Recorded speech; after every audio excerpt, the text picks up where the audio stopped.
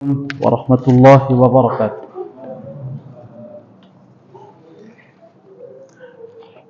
إن الحمد لله نحمده ونستعينه ونستغفره ونعوذ بالله من شرور أنفسنا وسيئات أعمالنا. من يهده الله فلا مضل له ومن يضلل فلا هادي له. وأشهد أن لا إله إلا الله وحده لا شريك له. وأشهد أن محمدا عبده ورسوله لا نبي ولا رسول بعده.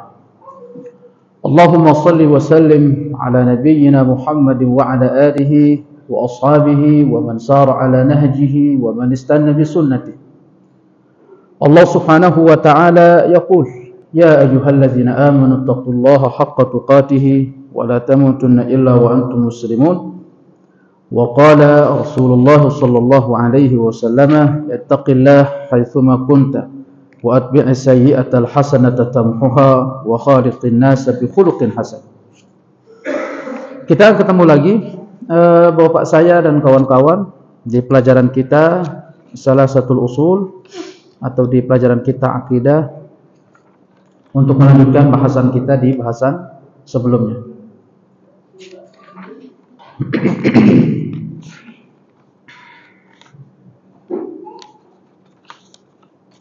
Kita sampai mana ya? Baik. Iya, kita sampai pada ucapan Imamna Muhammad ibn Abdul Wahhab rahimahullahu ta'ala. Di ucapan beliau, as-saniyatu anna Allah la yarda an yushraka ma'ahu ahadun fi ibadatihi. Sesungguhnya Allah tidak ridha untuk disekutukan berserta dirinya ahadun dengan seorang pun fi ibadatihi dalam peribadatan penyembahan kepada dirinya, la malakun muqarrab, tidak dengan malaikat yang terdekat, wala nabiyyun mursal, tidak dengan nabi yang diutus. Dalilnya adalah firman Allah, wa annal masajida lillahi fala tad'u ma'allahi ahada. Sesungguhnya masjid-masjid itu kepunyaan Allah lah, maka janganlah kalian menyeru di masjid itu beserta Allah seorang pun, atau jangan menyeru selain Allah subhanahu wa ta'ala di samping kita menyeru kepada Allah. Tapi kita terhenti di sini ya. Ini suratul Al-Jin ayat 18.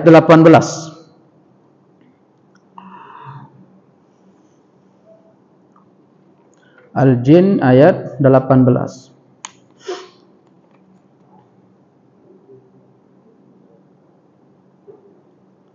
Ya, syirik itu menyekutukan atau menjadikan bagi Allah tandingan. Nah, itu namanya syirik.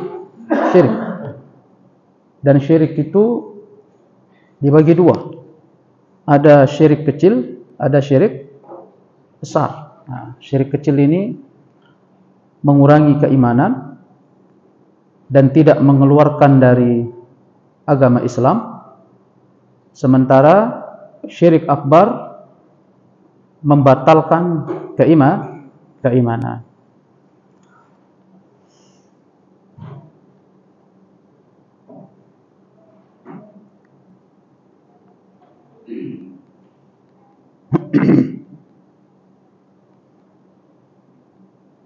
Baik. Syirik kecil itu juga disebut dengan syirku khafi, syirik tersembunyi. Ya. Syirik tersembunyi. Atau dalam bahasa lebih dalamnya lagi, syirik itu menjadikan bagi Allah itu tandingan. Itu namanya syirik. Nah, kemarin sedikit kita masuk ya, membedah makna dari syirik ini sebagai aspek apa? Sebagai aspek mendidik diri dengan ilmu tauhid. Untuk secara ringkas kita berikan ringkasan dari bahasan kita sebelumnya, bahwa syirik di sini bukan sekedar untuk makna ruku atau sujud kepada selain Allah, tetapi lebih daripada itu, yaitu jangan sampai kita menjadikan bagi Allah itu tandingan-tandingan. Artinya bahwa menjadikan bagi Allah itu atau menjadikan Allah itu selalu menjadi prioritas utama dari kepentingan-kepentingan diri. Artinya kepentingan Allah itu selalu menjadi nomor pertama dari kepentingan-kepentingan diri. Nah, itu yang kita maksud. Itu yang ingin dibersihkan oleh tauhid ini. Mahligai itulah yang ingin dibangun oleh tauhid ini di dalam hati.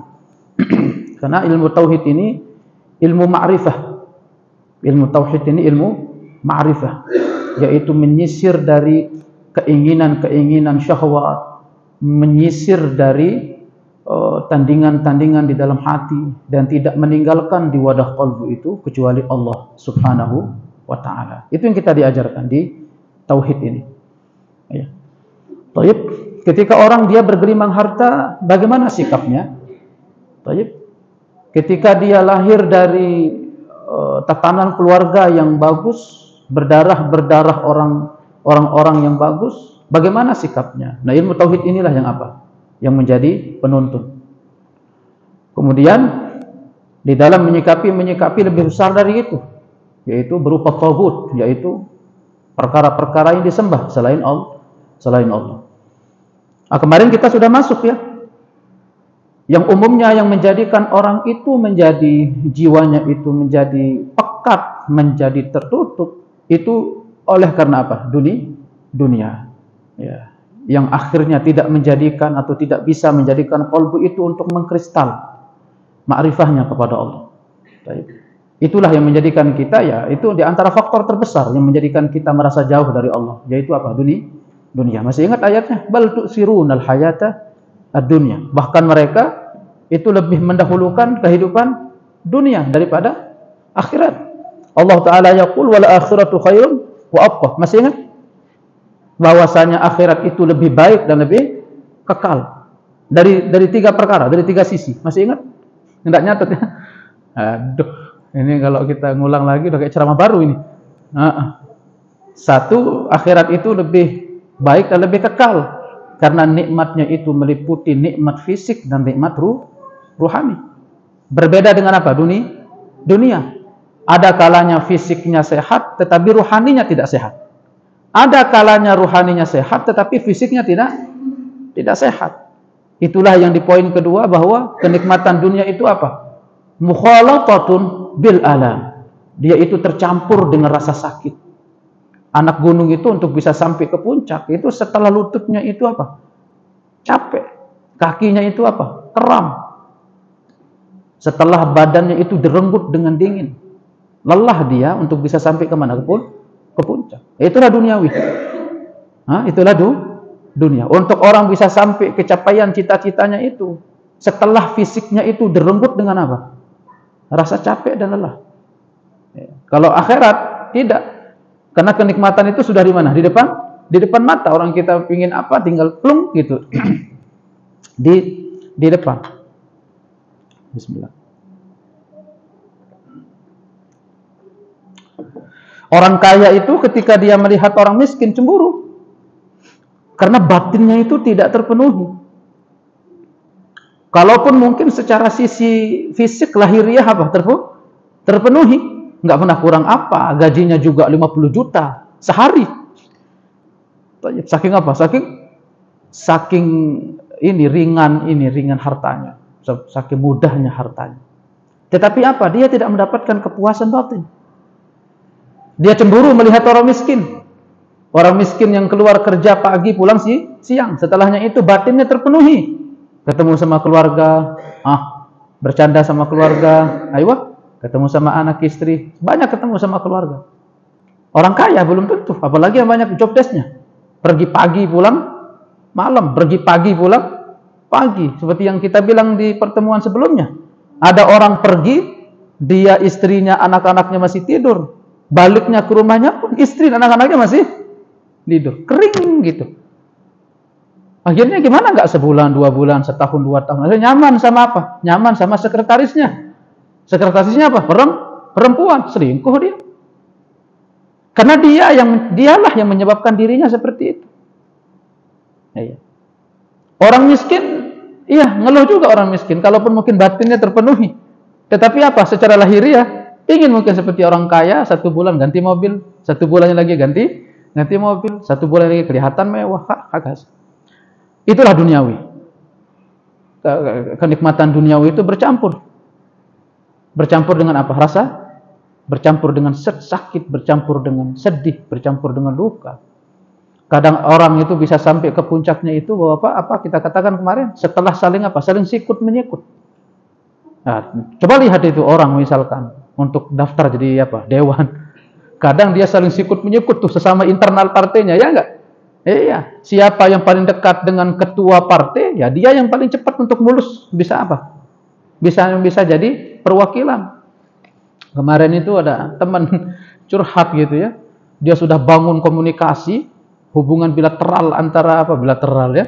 Hubungannya ini antara satu partai dengan satu partai. Oh, Masya Allah, bergerilya. Begitu sudah waktu untuk dia dipilih menjadi dewan perwakilan dari partai itu, ternyata namanya nggak keluar. Masih kalah dengan teman-temannya yang lebih punya uang. Untuk apa? Untuk nyetor ke partainya dan lebih layak untuk dipilih bertanding di mana? Di Senayan, Jakarta. Dia kecewa. Karena tenaga yang dia keluarkan akhirnya mengeluh. Apakah saya karena miskin? Kemudian saya nggak diterima. Ya memang itulah partai, itulah politik. Siapa yang punya, ya dia yang akan apa? Dapat. Hakaza. Memang letih, capek, itulah duniawi. Untuk kita bisa mencapai capaian cita-cita itu setelah apa? Lelah. Saling sikut menyikut, saling tendang satu sama lain, saling injak satu sama lain. Bahkan kalau bisa orang itu sejelek-jeleknya namanya, yang penting dia jangan masuk di bursa apa? Di bursa caleg. Tapi saling injak. Demi untuk apa? Demi untuk duduk cuma 5 tahun di mana? Di kursi kekuasaan itu.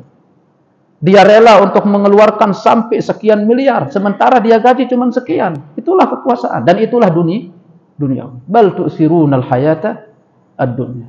Baik. Nah, jadi kita katakan kemarin bahwa kesyirikan yang kita maksud di sini bukan sekedar ruku, bukan sekedar sujud.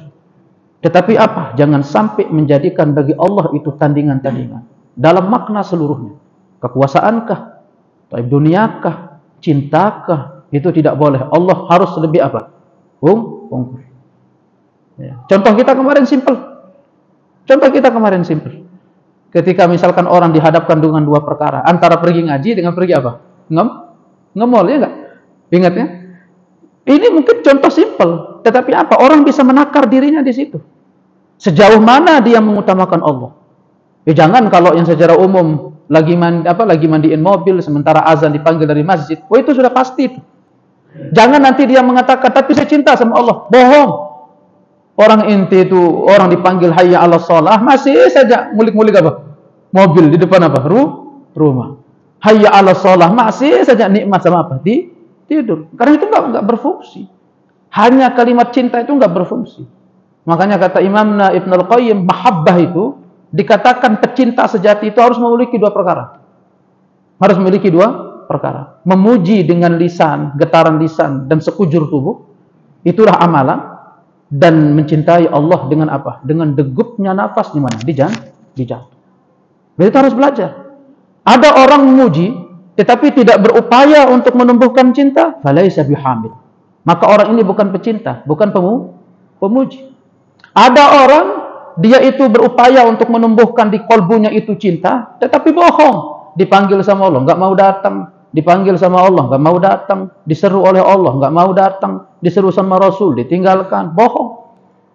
Falaisa bihamid. Maka orang seperti ini bukan pecinta sejati. Pecinta sejati itu dia harus memiliki dua perkara. Getaran lisannya untuk memuji. Ya, karena Allah itu senang dipuji. Ya, orang kita interaksi manusia aja kan begitu, Bapak nggih. Sama istri coba. Mbak antum itu meskipun antum enggak cinta sama dia, tapi sering muji, senang enggak tuh istri? Senang. Dikira dirinya apa? Dicintai. Puji aja. Oh, kamu itu begini, kamu itu begini. Senang dia. Meskipun kita itu enggak apa? Enggak suka. Pas kita muji, jijik aja mujinya kan gitu kan. Tapi senang, istri itu senang. Nah, ada orang seperti itu. Dia muji, tetapi tidak apa? Dia tidak ada cinta di dalam qalbu. Nah, di dalam memuji Allah itu harus memenuhi dua perkara. Memuji serta mencintai. Mencintai dan memuji. Dengan lisan maupun dengan sekujur tubuh. Sekujur tubuh amal soleh. Salat jamaah. puasa sekujur tubuh, haji, taib. Nah, jadi yang kita maksud bukan syirik sekedar ruku atau sujud, tetapi lebih umum daripada itu. Ya, untuk jangan sampai kita menjadikan bagi Allah itu tandingan. Taib. As-saniyatu annallaha la yarda an yushraka ma'ahu ahadun fi ibadatihi la malakun muqarrab wala nabiyyun mursal. Tadi saya katakan syirik dibagi berapa? 2. Syirik kecil sama syirik besar, atau syirik kecil bahkan syirkun khafi. Syirik apa? Syirik tersembunyi. Sayyidina sallallahu alaihi wasallam yaqul, "Akhwafu ma akhafu alaikum minasyirki ar-riya." Yang aku paling takutkan syirik yang menimpa kalian itu bukan syirik akbar, tetapi apa? Yang tersembunyi dari syirik akbar. Kalau syirik akbar kan kelihatan dia, sujud, ruku, tawaf di kuburan. Atau sujud di depan kubur. Kalau dia meyakini kubur itu memiliki apa? Memiliki nilai-nilai majis, memiliki nilai-nilai sirriyah. Sirriyah itu nilai-nilai gaib. Karena tentu tidak mungkin orang sujud di depan kubur kalau dia enggak memiliki apa? Keyakinan apa? Majik. Atau nilai-nilai ilahiyah, ketuhanan. Kekuatan, bisa mendatangkan manfaat dan madhar. Kalau itu kan jelas. Tapi kalau riya, jelas enggak? Enggak jelas, enggak nampak. Ujub, merasa unggul lebih dari orang, kelihatan enggak? Enggak kelihatan. Dan syaitan, akhi, bapak saya, senangnya itu main di basis-basis seperti ini. Sesuatu yang sifatnya apa? Samar-samar. Orang ketika dipuji, atau mungkin habis misalkan ustadz ya, biasanya ustadz nih habis ceramah. Habis ceramah ustadz ada orang datang, "Ustadz, alhamdulillah, saya dengerin ceramah antum itu. Hanyut saya. Merasa anak ini banyak apa? Banyak dosa, banyak maksiat. Terima kasih Ustaz." Ustaznya senang tuh. Alhamdulillah. Ya, semoga apa? Bermanfaat. Ketika kita mengatakan alhamdulillah sebagai orang yang senang, itu kadang syaitan enggak berhenti sampai di situ. Senang ini senangnya tahaddus bin ni'mah, atau senangnya itu senang apa? Ujub. Apalagi nanti ditambah lagi sama muridnya, bilang apa? Kalau di kajian antum itu rame Ustaz. Kalau di kajian ustaz yang lain itu sepi. Ustaz cuma senyum-senyum aja. Cuma bilang apa? Alhamdulillah. Nah, setan suka main di area yang seperti ini. Syaitan suka main di area seperti ini. Antara apakah dia senang tahaddus bin nikmah, atau dia apa? Ujub. Dan syaitan senang yang seperti ini. Makanya dulu sahabat-sahabat Nabi itu, bapak saya, wali-wali Allah itu, coba lihat kolbu-kolbu mereka itu selamat, mereka itu. Ibnu Mas'ud radhiyallahu taala anhu, itu beliau habis ngajar itu, beliau mau pulang, diikuti sama murid-muridnya. Diikuti dari belakang. Ya biasalah kiai gitu ya, ulama. Senang, muridnya senang, pingin seperti dia. Ditanya sama imam, "Kamu kenapa ikut?" "Ya, pengen ikut aja," kata muridnya. "Pengen lihat bagaimana engkau melangkah, wahai imam. Bagaimana engkau berjalan, wahai imam. Kami ingin berada di belakang engkau." Apa kata Ibnu Mas'ud? "Pulang. Jangan ikut. Karena itu akan musibah bagi orang yang ikut, dan itu bisa menjadi fitnah bagi orang yang diikuti." Musibah bagi orang yang ikut apa? Khawatirnya nanti orang ngelihat, kalau kamu itu terlalu ikut sama saya, kamu itu dikira budak. Budak siapa?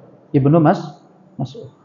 Kan gitu orang. Orang tuh kalau sudah terlalu cinta, dia nggak lagi berpikir. Sampai mungkin hal-hal nyeleneh pun dia akan lakukan. Yang penting dia itu dapat apa? Dapat surplus dari orang yang dicintai.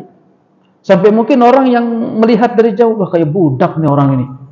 Nggak punya akal sehat nih orang. Nah, Ibnu Mas'ud itu menolak itu. Jangan sampai nanti orang engkau melihat atau dilihat sebagai siapa? Sebagai budak.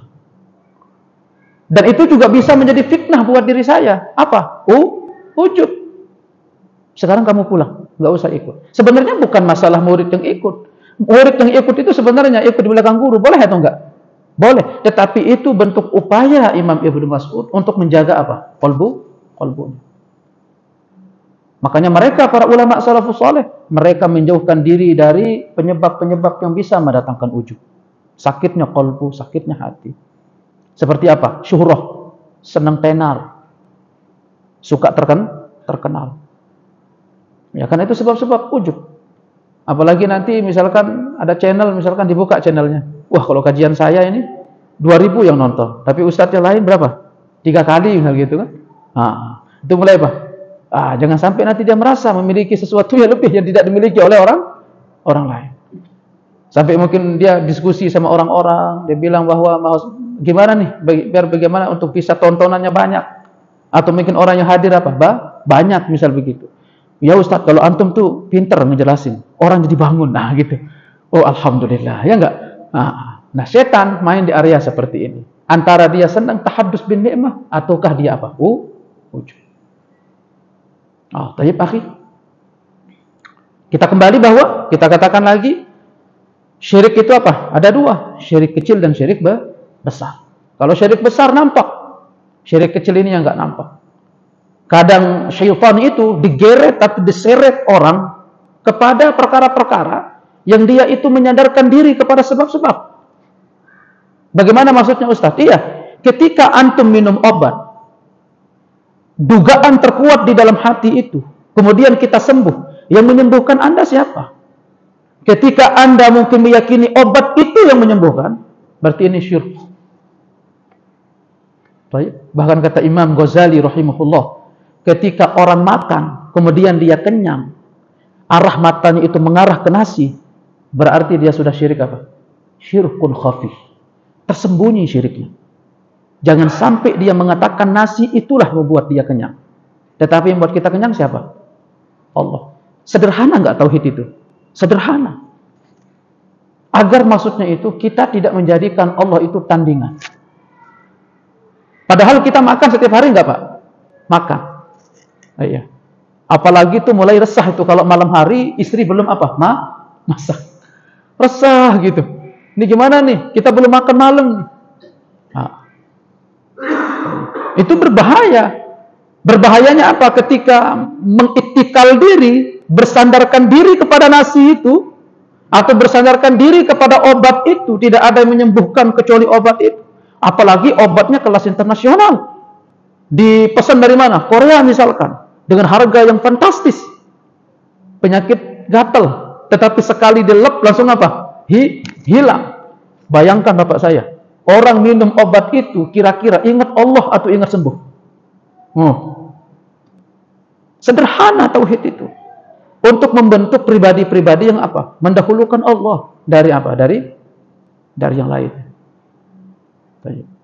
Makanya itu hati-hati itu. Orang kalau sembuh, bilang aja alhamdulillah, Allah yang menyembuhkan. Itu langsung diputus.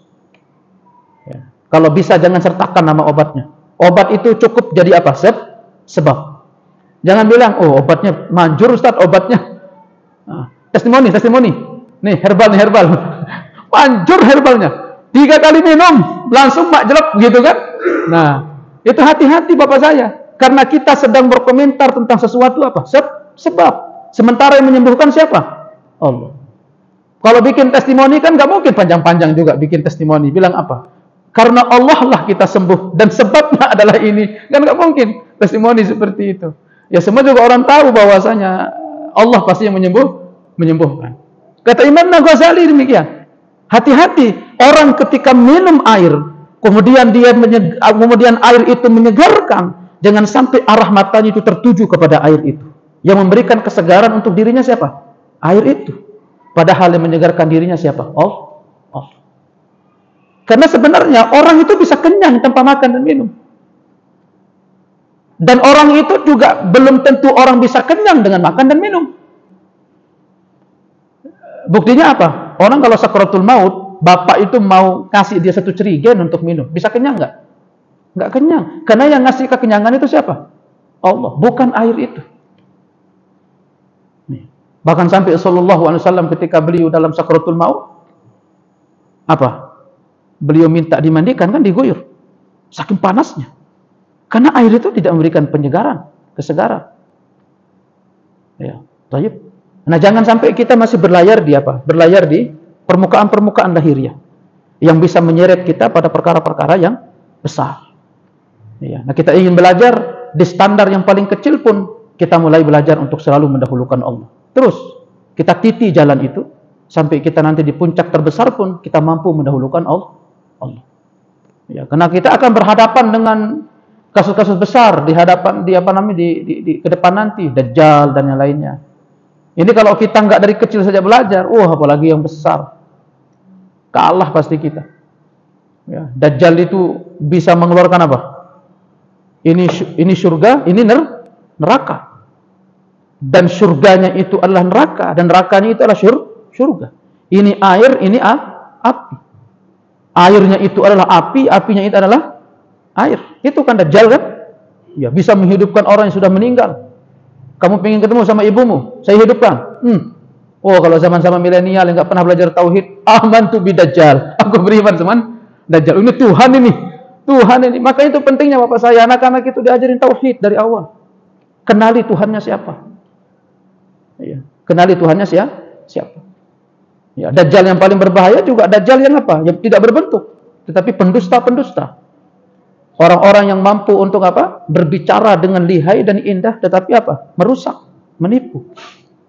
Baik, barakallahu fiik. Nah, jadi yang kita maksud di sini adalah apa?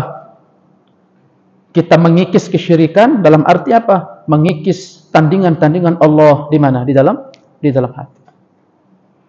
Ya. Dengan apa? Dengan nafsu-nafsu syaitaniyah. Keinginan-keinginan standar duniawiyah. Kita kikis itu. Dan kita apa? Dan kita isi wadah itu dengan satu-satunya zat, yaitu Allah Subhanahu wa ta'ala. Baik. Nah, kalau aspek tauhidnya yaitu tadi, tidak boleh menyembah kepada selain Allah. Dan tidak boleh memberikan ibadah kepada selain Allah. Apapun itu, baik doa, baik harapan, baik tawakal. Nanti lebih lanjut di sini Imam itu akan kita diberikan contoh-contoh ya, contoh-contoh ibadah. Khauf itu dibagi menjadi 3. Ada namanya khauf, ada namanya rahbah, ada namanya khasyah. Itu kan tuntunan sebenarnya, tangga. Khauf itu tangga paling rendah, syariat. Nah, Islam maksudnya. Nah, nanti naik ke atas apa? Iman. Naik ke atas apa? Ihsan. Nah, yang pertama itu namanya apa? Syariat kalau bahasa sebagian teman-teman. Kalau kedua apa namanya? Hakikat. Hakikat itu iman maksudnya. Isinya. Kemudian nanti isi paling tinggi apa? Ma'rifah. Itu tangga. Khauf itu bertangga dia. Takut itu punya tangga. Ada namanya khauf. Kalau takut khauf ini apa namanya khauf, Ustaz? Fala takhafuhum wa khafuni. Janganlah kalian takut kepada mereka. Takutlah pada diriku. Ketika Anda takut kepada Allah, Anda jangan merasa aman. Karena kita masih berlayar di layar mana? Layar paling bawah. Kalau namanya khauf itu kata para ulama, yang namanya khauf, rasa takut yang nggak punya alasan. Takut itu nggak beralasan. Lihat orang gede dikit takut. Lihat orang agak tinggi dikit apa? Takut. Lihat orang agak serem dikit apa? Takut. Padahal kan belum diuji.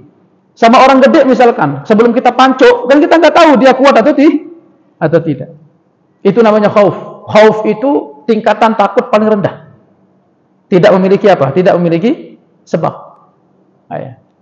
Naik ke tingkat selanjutnya. Apa setelah takut? Rahbah. Ra-ha bim ba dengan apa? Tak marbutah. Rahbah. Kalau rahbah ini takut kepada Allah karena mengenal Allah. Takut karena keagungan Allah. Takut karena kekuasaan Allah. Takut karena Allah itu maha membalas. Takut Allah itu yang maha menyiksa. Ini naik ke tingkat berikut, apa namanya? Rahbah. Namanya rahbah. Nah, ini lebih tinggi dari apa? Khauf.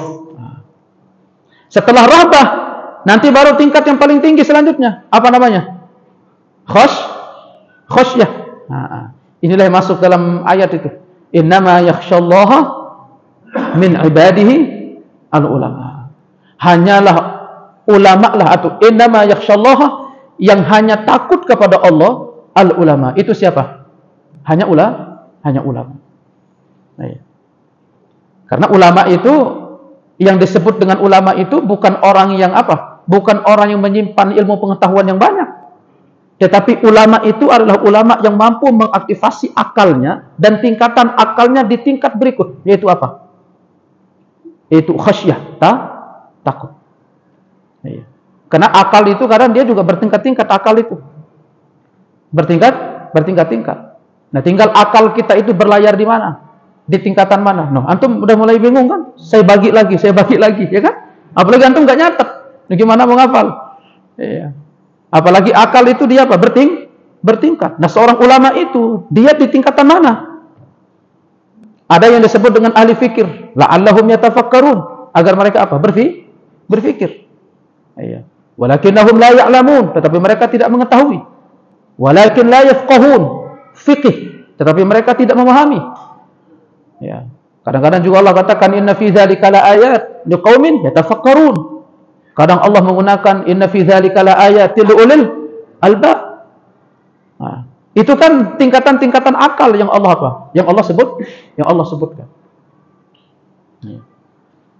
Taib, barakallahu fiik. Jadi khasyah, rasa takut itu apa? Bertingkat. Yang pertama apa tadi namanya? Khauf. Naik kita kedua apa? Rahbah. Naik paling tingkat tinggi apa? Khasyah. Nah, karena kita itu nggak tahu kunci-kuncinya, Bapak saya. Jadi kita itu bingung. Sama seperti orang belajar bertahun-tahun, tapi dia nggak tahu tujuannya. Akhirnya dia cuma berlayar di layar apa? Permukaan. Dia nggak tahu kunci-kuncinya. Akhirnya ada banyak orang belajar 10 tahun, dia sudah sampai S3, sampai doktor, tetapi kerjaannya korupsi. Nah, ini model-model orang seperti itu. Cuman mentah ilmunya itu hanya sampai apa? Permukaan. Makanya Imam Al-Mawardi rahimahullah, dalam kitab beliau Adabud Dunya wad Din, itu beliau mendefinisi istilah-istilah qalbu. Itu luar biasa ya, nanti kalau ada yang punya kitab tuh baca itu, luar biasa. Beliau itu mendefinisi dan membedakan istilah-istilah dengan apa? Ada istilah sodr, kita punya, diberikan panel oleh Allah itu lengkap. Sodr itu apa? Dada. Ini permukaan paling luar, akhi. Permukaan paling luar. Dan permukaan paling luar inilah yang seringnya kita menyimpan dari penyakit-penyakit apa? Dada. Sakit hatinya di situ, hasadnya di situ, dengkinya di situ. Makanya nanti penduduk surga itu Allah katakan, wa naza'na ma fi sudurihim min ghillin. Dan nanti kami akan cabut dari dada-dada mereka apa? Gil, hasad, dengki sama orang. Makanya nanti nggak ada lagi istilah cemburu, baperan itu nggak ada. Di mana? Di surga. Karena Allah sudah cabut. Makanya kalau ada orang penuntut ilmu 10 tahun, 15 tahun, tapi masih baperan, berarti dia masih berlayar di mana? Di alam sadr. Ya, di alam sadr. Karena ada orang-orang, Bapak saya, ketika dia misalkan bermasalah dengan temannya, tetapi dia mampu untuk datang ke masjid, berdiri bersaf bersama, menghadap bersama-sama ke Allah, sholat jamaah, meskipun mungkin habis sholat nggak salaman, karena mungkin baru habis ketengkar, tetapi dia mampu berdiri, menempelkan kakinya di satu saf. Sekarang ada orang mengaku dirinya ahlu, tetapi apa? Hanya perbedaan-perbedaan kecil, nggak mau datang ke masjid untuk sholat berjamaah di situ bersama-sama. Ya hanya mungkin masjid itu begini dan begitu, ada mungkin orang begini dan begitu, atau imamnya begini dan begitu. Ini berarti orang yang masih berlayar di mana? Di sungai Sodr. Dia masih di permukaan. Kalaupun dia apa? Kalaupun dia banyak menyerap pengetahuan. Karena kenapa? Pengetahuannya masih di permukaan dadanya. Itulah yang kita sebut dengan qalbu. Permukaan qalbu yang paling dasar, yaitu apa? Sodr. Iya. Nah, itulah yang Allah sebutkan bahwa, makanya kata Imam Al-Mawardi, qalbu permukaan yang paling dasar, disinilah kita menyimpan ilmu pengetahuan. Kemudian kuncinya, gemboknya kita buka, kita bedah qalbu itu, kita masuk ke dalam. Itu yang namanya dengan apa? Fuad. Fuad itulah yang tempat untuk mempenetrasi ilmu itu. Ketika kita mendapatkan ilmu pengetahuan, kita mampu membuahkan dia dengan apa? Dengan amal. Ketika kita mendapatkan ilmu pengetahuan, kita mampu merubahnya untuk menjadi rupiah. Itu situ dia. Di mana? Fuad. Nah, tinggal kita sekarang berlayar di mana? Apakah kita model orang yang hanya senang baca tetapi tidak masuk ke dalam apa? Hati. Karena akal itu jangan kita berpikir akal itu di zahir kita seperti di otak. Akal itu di mana? Di sini. Allah yang menyebutkan, wahum qulubun la ya'qiluna biha. Mereka itu punya hati-hati, tetapi mereka itu tidak berakal. Nah, jadi hati itu di mana? Akal itu di mana? Di hati. Ya akal itu ya hati, hati itu ya akal. Nah, gitu. Jadi nggak bisa dibedakan. Kalau ini mukh namanya. Karena orang sering bilang akal itu di mana? Di sini. Enggak, ini mukh namanya. Ya, cuma sekian senti besarnya. Atau kita azan dulu, enggak apa-apa. Alhamdulillah wassalatu wassalamu ala Rasulillah. Baik, kita lanjut Bapak saya sebentar sebelum Isya. Naam. Jadi kita katakan tadi di mana kita menyimpan ilmu? Di permukaan. Di permukaan apa? Qalbu, itu sadr. Nah, kita masuk ke permukaan atau kita masuk ke bagian yang paling dalam, yaitu apa? Fuad. Setelah kita di alam fuad, itu pun masih ada sesuatu yang lebih dalam dari fuad, yaitu apa? Lub. Intinya hati itu disebut dengan lub.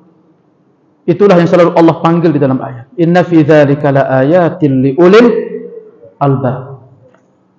Selalu ketika Allah berbicara tentang dirinya, itu disanding dengan apa? Inna fi dzalika laayatin liulil albab. Karena hanya orang yang memiliki akal albab lah yang bisa untuk apa? Yang bisa untuk memahami diri Allah. Ya. Karena hanya orang yang memiliki akal albab lah yang bisa untuk apa? Memahami Allah. Yang bisa ma'rifat dengan Allah. Nah, itu kita banyak sekali itu tadi, rentetan-rentetan Bapak saya. Nah, kita sekarang yang berlayar di permukaan ini, masih berlayar di mana? Di dada. Terus mau mengenal Allah. Jauh itu. Sementara kata Imam Ibn Al-Qayyim, Allah itu maha indah. Ketika beliau di kitab Fawaid al-Fawaid, ketika beliau membahas tentang ya Allah, an jamalillah, tentang keindahan Allah subhanahu wa ta'ala. Ay ma'rifatu bi jamalillah, yaitu membangun ma'rifat melalui keindahan Allah subhanahu wa ta'ala. Dan keindahan ma'rifat yang paling tinggi, tingkatan ma'rifat paling tinggi itu adalah apa? Ketika batin itu bisa merasakan atau menghadirkan Allah, yaitu apa? Bisa melihat atau bisa mengimani atau bisa disentuh sampai kemana? Ke zat Allah. Dan untuk ke situ itu panjang Bapak saya. Karena zat Allah ini ditutup dengan sebuah tabir yang indah. Itu sifat. Dan sifat ini sebuah tutup juga tabir yang indah. Ditutup lagi dengan tabir yang indah. Itu al-asma. Itu Imam Ibn Al-Qayyim berkata demikian. Makanya kata Imam Ibn Al-Qayyim, siapa yang mau untuk menemukan, untuk bisa menikmati tentang apa? Tentang ma'rifatul zat. Ma'rifat yang paling tinggi. Mulai dari apa? Kuncinya dulu. Nama-nama Allah. Makanya para ulama itu bikin kitab Fiqhul Asma'il Husna. Fikih nama-nama Allah yang baik. Ada salah satu karangan bagus, Syekh Abdul Razak Al-Badr, hafizahullah, itu punya kitab Fiqhul Asma'il Husna. Nanti itu kita diajarkan. Ar-Rahim, Ar-Rahman itu kita diajarkan. Dan antum jangan pede. Setelah ngaji itu jadi ahli marifat. Belum. Mungkin antum habis ngaji itu pun masih nendang istri. Ngaji itu pun masih apa? Masih nempiling istri. Karena kita itu masih berlayar di area mana? Bawah keluar permukaan. Begitu kita sudah bedah dari sisi asma, kemudian apa namanya? Kita simkap lagi tabir itu. Kita masuk ke mana? Sifat. Dan sifat inilah tabir keindahan. Kita buka lagi tabir itu, kita masuk ke mana? Ke paling dalam. Itu apa? Zat. Dan itu ma'rifah yang paling tinggi. Ma'rifatul zat, yaitu mengenal zatnya siapa? Allah. Nah, sementara kalau kita masih berlayar di permukaan hati yang paling luar, mau ketemu dengan ma'rifatul zat, jauh enggak? Jauh. Nah, tinggal sekarang latih diri untuk mengkristal qalbu ini untuk apa? Untuk memiliki daya iman yang kuat. Dan kata Imam Ibn Rajab Al-Hambali rahimahullahu ta'ala, kunci untuk membuka gembok hati itu apa? Apa Bapak saya? Kunci untuk membuka gembok hati itu apa? La ilaha illallah. Itu kuncinya. Baru kita akan bisa berlayar, masuk ke dalam. masuk ke dalam. Nah, apakah tipe kita hanya tipe orang pengumpul ilmu pengetahuan, atau apakah tipe kita adalah orang yang bisa melihat dengan ilmu pengetahuan? Tinggal kita belajar. Makanya kata Imam Al-Mawardi rahimahullah, kalau tadi yang namanya qalbu dan fuad itu masih butuh ikatan, sementara kalau lub itu dia tidak butuh ikatan. Kenapa? Karena dia telah berdiri sendiri. Karena dia sudah kokoh. Karena dia sudah istiqamah. Tinggal dikristal ulang. Supaya apa? Supaya bercahaya. Nah, kata Imam Ibn Al-Qayyim, orang yang sudah sampai tingkatan ini, itu kalau sudah Allah ridha, itu Allah akan berikan dia secercah cahaya yang akan menjadikan dirinya itu mudah untuk menjadi pemuji. Karena hamba itu dia tidak akan pernah mampu untuk memuji Allah. Karena bahasa kita itu terlalu terbatas untuk mendeskripsi tentang apa? Ketinggian Allah, maha mulianya Allah. Makanya Sayyidina sallallahu alaihi wasallam ketika beliau berdoa, apa doa beliau? Kama asnaita ala nafsi. Sebagaimana engkau memuji dirimu ya Allah. Karena diri ini tidak akan pernah mampu. Makanya kata Imam Ibn Al-Qayyim, orang itu kalau semakin belajar untuk memuji Allah, itu dia akan sampai nanti ke batasan atau apa, batas ambang. Dia akan mengerti bahwa yang mengizinkan dia untuk memuji itu bukan dirinya, tetapi siapa? Allah. Tetapi masalahnya, kita itu apakah orangnya layak untuk diberikan secercah cahaya itu untuk mudah memuji siapa? Allah. Ya kalau kita kan paling banter mungkin paling zikir setelah sholat, setelah itu pulang, ya kan? Iya. Sementara kata Imam Ibn Rajab, dulu para ulama salafus saleh itu mereka mengambil relung malam yang paling dalam itu. Mereka buka tabir selimutnya dingin. Karena malam itu diselimuti dengan apa? Dingin. Dulu ulama salafus saleh, dia bangun malam hari itu sama seperti dia bangun di mana? Siang hari. Bukan masalah terangnya, bukan lalu Allah berikan mereka cahaya, bukan. Tetapi hatinya yang bercahaya. Jadi bangunnya mereka di malam hari itu nggak ada beda dengan bangun di siang hari. Dan kalau kita bangun di malam hari, yang diperbaiki apa? Selimutnya. Karena mata kita masih melihat malam itu apa? Petang. Kalau dulu ulama salaf ketika mereka bangun, yang mereka lihat apa? Cahaya. Sama seperti siang hari.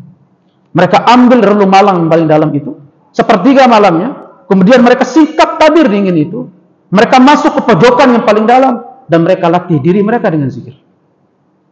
Untuk apa? Untuk menumbuhkan keterhubungan dirinya dengan Allah. Nah, kita sekarang tinggal di fase mana? Apakah kita di fase sebagai orang pengumpul ilmu saja, ataukah kita di fase sebagai orang yang apa?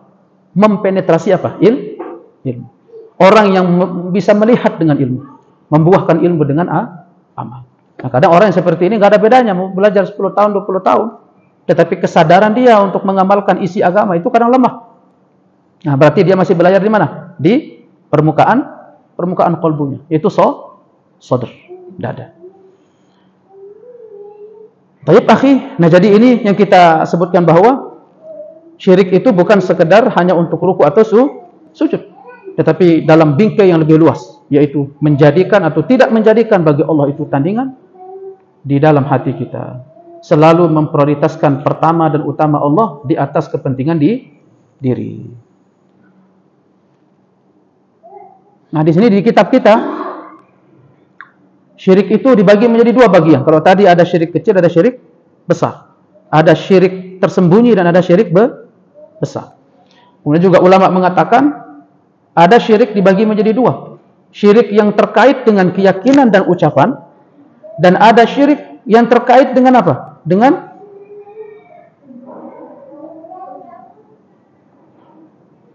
syirik yang terkait dengan amal.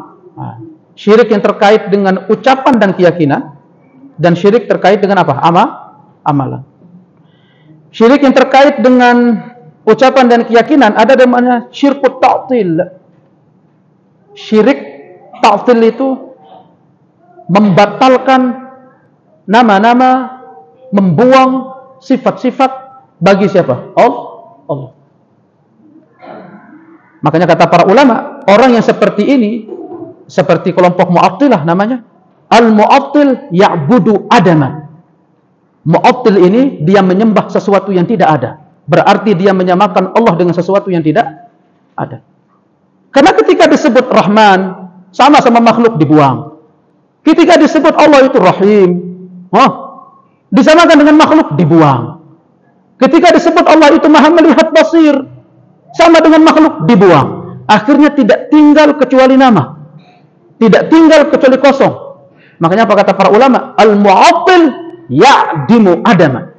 Berarti dia telah melakukan kesyirikan, menyamakan Allah dengan sesuatu yang wujud ada, tetapi disamakan dengan sesuatu yang apa? Tidak wujud. Ada juga namanya, kita mempercepat, syirkut tamsil, mempermisalkan. Salah satu akidah ini dimiliki oleh orang Syiah, mentasbih Allah dengan apa? Makhluk. Ketika disebutkan Allah itu Maha Penyayang, berarti sama dengan makhluk. Ketika disebutkan Allah itu melihat, berarti sama dengan makhluk. Makanya kata para ulama, al-mumatsil ya'budu sanaman. Nah, orang yang seperti ini berarti dia menyembah apa? Berhala. Ya karena kan itu kan konsep dari menyembahnya orang-orang musyrik di zaman silam itu kan itu. Ketika mereka meyakini bahwa tangannya dari patung itu mewakili yang tangan bersemayam di patung itu. Ketika meyakini bahwasanya mata patung itu adalah mewakili mata yang bersemayam di patung itu, maka dia sembah berhala itu. Kenapa? Karena dia mempermisalkan Allah dengan apa? Makhluk. Kemudian nanti ada syirkul amal. Syirik dalam amal perbuatan. Nanti ada syirkul doa. Syirik dalam doa. Ini pun kita harus bagi nanti. Ada doa apa? Doa ibadah, ada doa masalah. Kemudian ada juga yang kedua, syirku fil mahabbah. Syirik dalam cinta. Nah, cinta ini juga kita harus bagi. Karena tingkatan cinta itu bermacam-macam. Ada namanya mahabbah. Mahabbah ini paling luar. Kita naik ke tingkat berikutnya. Namanya rabbah. Rabbah ini paling luar. Kita naik ke tingkat berikutnya. Al-khusyu. Nah, jadi kita tinggal berayar di mana. Kemudian nanti ada syirkul mahabbah. Syirik apa? Cinta. Yaitu orang-orang yang mencintai selain Allah, di samping dia mencintai Allah. Nanti kita bahas lebih lanjut. Kemudian yang selanjutnya itu apa? Asyirku fi ta'ati wa tashri'. Syirik dalam ketaatan dan pensyariatan. Artinya mengambil hukum selain dari hukum Allah. Kemudian selanjutnya syirkul iradah wal qasd. Syirik apa? Niat. Syirik qasd. Nah, itu yang kita maksud tadi. Syirkul iradah ini, qasd ini, niat ini, hendaknya yang menjadi prioritas utama di qalbi itu siapa? Allah, di atas segala-galanya. Mungkin ini dulu yang kita sebutkan ya. InsyaAllah nanti kita lanjut di pelajaran berikutnya. Semoga apa yang kita bahas memberikan manfaat dan kita bisa amalkan. Amin ya rabbal alamin. Yang hadir, semoga terus diberikan kesehatan, diberikan al-afiyah, dan kita bisa berjumpa kembali di pelajaran berikutnya. Wallahu waliyyun dzalika wal qadiru alaih. Subhanakallahumma hamdika asyhadu an la ilaha illa anta astaghfiruka wa atubu ilaik. Assalamualaikum warahmatullahi wabarakatuh.